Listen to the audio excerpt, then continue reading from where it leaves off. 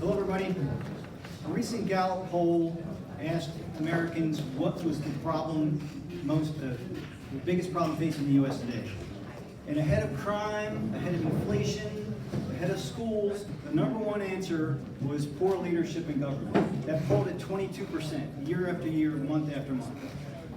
I'm Tim Gowan. I'm running for delegate for 29C because I'm part of that 22%.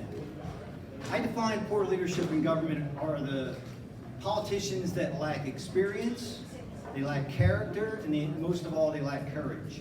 If you lack experience, then all of your solutions are always going to be limited to a little bit of knowledge, the people that got you there, a small solution set. If you lack character, then your solutions are all going to be self-serving. The worst aspect of all is when you lack courage, because these are the politicians that are risk averse. These are the politicians that react solely to polls. They jump in front of the parade and pretend like it's their idea. They listen to the so-called experts, and those experts are always forcing the politicians, the elected officials, to overreact and use the power of government to overprotect, and that's the worst thing we can possibly do. I think if you look at my record, you'll see that I've got the experience. I've got 25 years that I worked on Pax River, 36 years in the Army. I'm currently your Adjutant General, which is to say the Commander of the Maryland National Guard.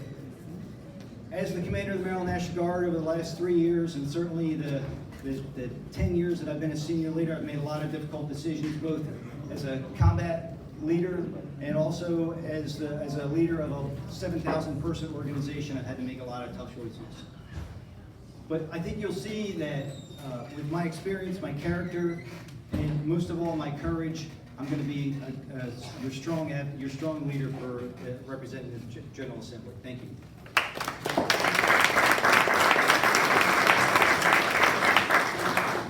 Good afternoon, I'm Todd Morgan, and a little bit about myself and why I'm running.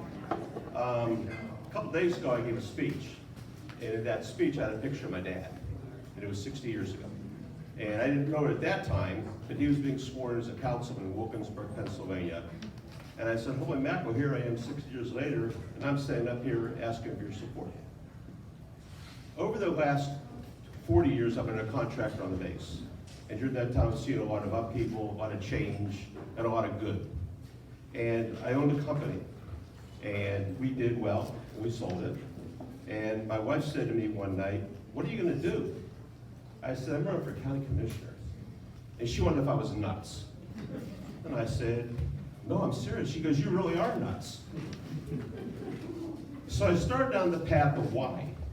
And that's because when we started EMA, we worked hard to make this a good community.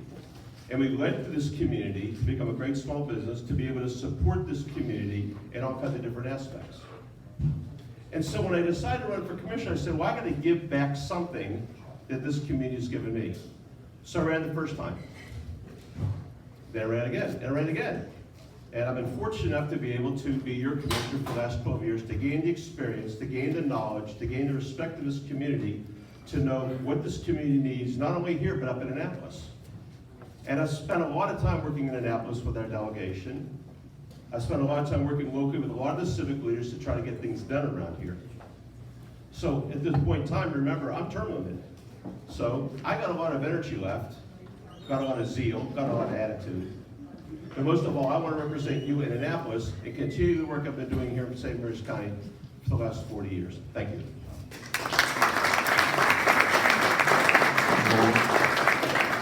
All right, and this shouldn't be a new question for you, so you all should be prepared. What is the most pressing issues you will address in your district, in St. Mary's County, and in Maryland? Todd, we'll start with you. Thank you. So the most pressing issue I think I'm worried about is jobs. And jobs is one, jobs is job two. And we have a lot of interest here in what happens at Pax River. The Pax River's always got a problem that they're under attack. So what I've been able to work on for a number of years now is to try to reinforce the base, to reinforce St. Mary's County, so that we are going to be a receiver of jobs and not a giver of jobs. And quite frankly, it's not always easy to do that because a lot of people don't see what goes on behind the scenes. But I want to be able to encourage growth in jobs I'd like to be able to encourage growth in our small businesses, because our small businesses become the backbone of what our companies around here do, and also to be able to look at the picture from across the board and think of the jobs as one and jobs as number two. Thank you.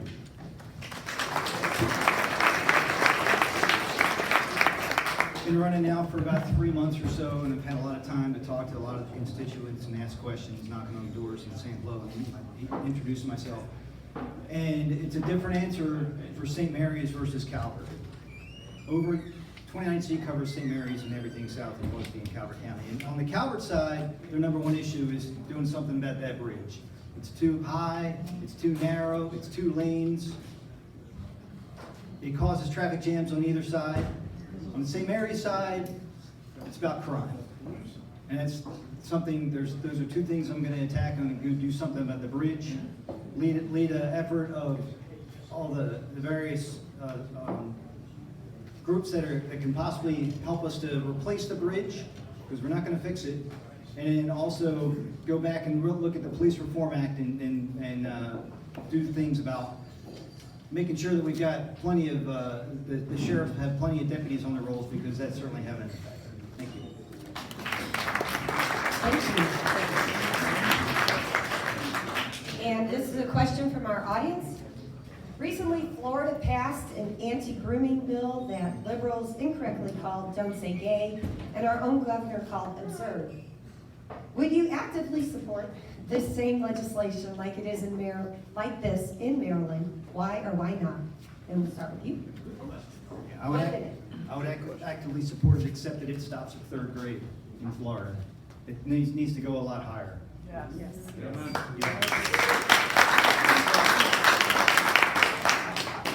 If you poll any parent out there that's got a grade school age child, there's no way they're opposed to it. The only people that are opposed to it are the ones that only listen to the people who call it Don't Say Gay in the mainstream media. So absolutely, I would favor that. Great. And I would agree, it's a pretty simple question, and Tim answers it correctly. It's a bad bill, it's a good bill in Florida, it's a bad precedent in Maryland. We've got to fix Maryland, we've got to follow the example of other states. Kids do not have to be indoctrinated. That's up to the parents to take care of. Yes. It's not up to the schools to take care of. The parent has the moral responsibility to stand up to that. The parent has a moral responsibility to stand up to the school system and say, we're not going to do this. And for that reason, I just support the Florida legislation. Thank you. Once again, I'm still taking questions. And this question, what will you do to ensure Maryland residents retain their Second Amendment rights? And will you fight to end the Maryland H2L requirement and unban high-capacity magazines? Tom, we'll start with you. We'll do 2 minutes. Thank you.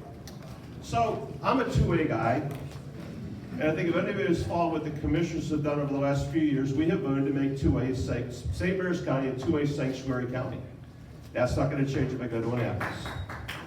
I do believe in gun rights. I believe that people have the rights to carry the guns, and I think the legislation in Annapolis has gone too far for too long. And I know down here, there's a lot of people who are objecting to that. I agree with them down here, and we've got to do a better job in Annapolis of trying to change the mentality and the ideology of the way they think to support 2A rights, not only down here in St. Mary's County, but throughout the rest of the state. So defending the Second Amendment is right in my wheelhouse. First of all, a lot of people think that the Second Amendment has something to do with the militia. I'm the commander of the Maryland National Guard. It has nothing to do with the militia. It has to do with individuals being able to retain guns. If you think it's not a concern for us, just look at what's going on in Eastern Europe right now. That's definitely, that is absolutely a strong case for why we need Second Amendments. And the other part of it, as an engineer, one of the things I like to do is gather data and make strong arguments. This is what I would do to convince the majority of the legislature that the right thing for Marylanders to do is have access to no limitations on what arms they have and whether it's the size of the weapon itself or the number of rounds they contain in the magazine.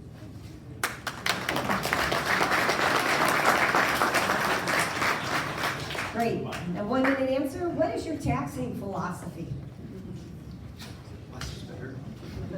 doesn't agree with that. Again, one of the things that, as I'm a libertarian, and the worst thing you can do to try to solve the problem is to use government to do it. Government has its role, but it's only for large-scale collective things like the common defense. And every time that we want to increase the size of the government, for example, the latest thing to pass is the blueprint for schools, or the Kiron Initiative, whatever you want to call it, and that's adding $4,000 per student per year to an already highest per capita rate for Maryland. My question is, what are we getting for that money? And what do we do when we find out that the metric, whatever they used that they wanted to measure, that they decided $4,000 per student per year was going to fix it? What do they do when they look at that metric and they decide that it wasn't actually fixing it? Do we get that money back? These are the kinds of questions that we have to ask every single time somebody wants to raise taxes. And we need to go back and look at it to see, are we really, is there some sort of metric that we decided that we need that level of taxation for? Thank you.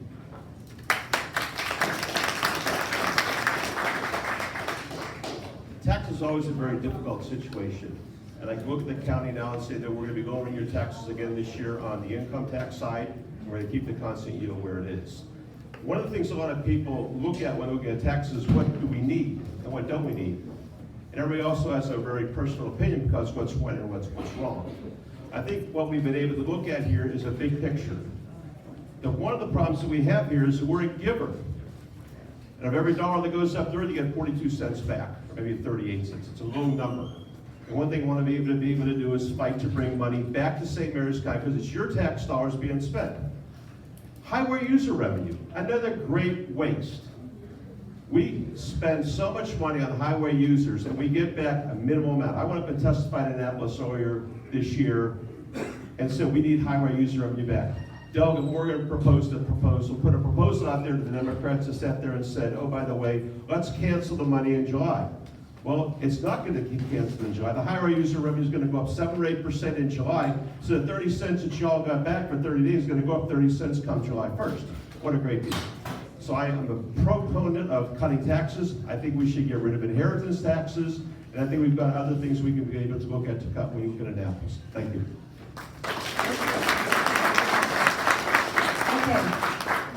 How will you support, this will be Todd first, Tim, sorry. How will you support parental choice, where the money follows the child?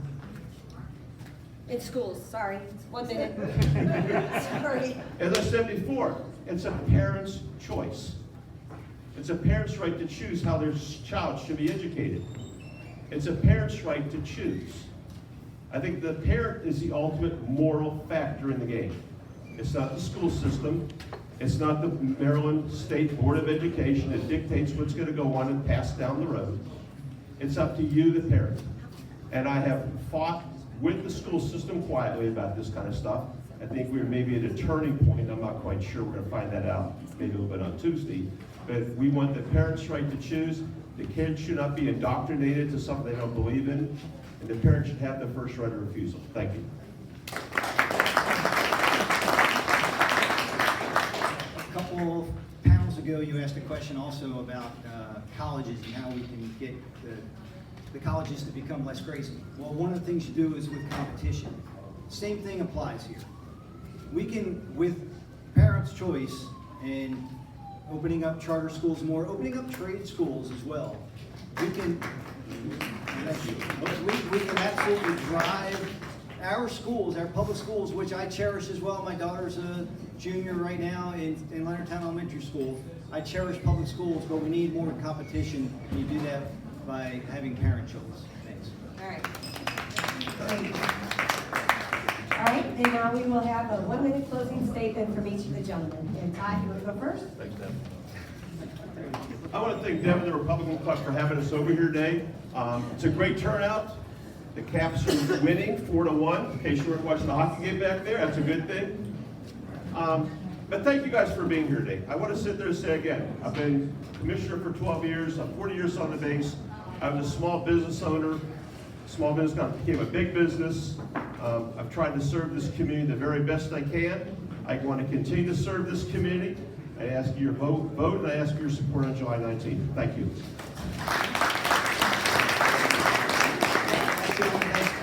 Deb and all of your team that put this together. This is great. Really wish we could get an opportunity to do more of these. Thanks to Todd for the nice conversation. Thanks to all the candidates that are out there that are here and putting their neck out and doing the right thing. Once again, Tim Gowan, 36 years, military, 25 years, Pax River, also a small business owner. I encourage you to go to my website, gowan4southernmaryland.org. That's Gowan, the number 4, SOMD.org. Check me out. Thanks so much.